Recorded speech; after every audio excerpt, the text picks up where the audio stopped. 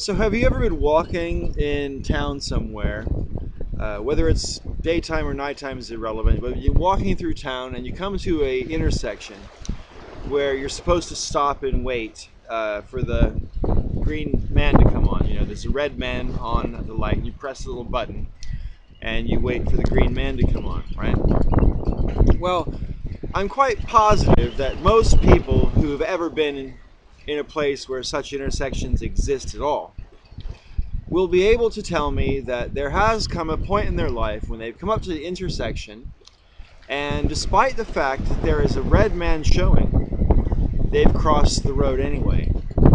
They may or may not have crossed the road whether there were cars coming or not, but let's say for the sake of this experiment that you come to the intersection, you see the red man across on the little display there. You look both directions, you can see no cars coming, so you cross the road.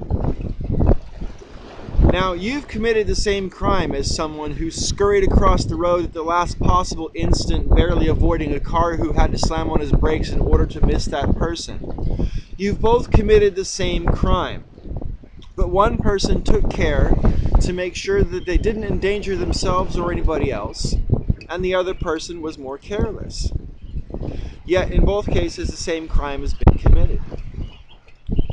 I'd like to ask you if you've ever crossed the road having taken care, despite the fact that there was a red man showing on the display. If so, that's probably because you're not, generally speaking, a criminal who doesn't have any regard for the law whatsoever. You took into account the obligations of the law and thought that your own observation could satisfy your own safety and the safety of everyone else around. You weren't presenting a risk to anyone, so you crossed. I wonder how many different situations we can apply that logic to.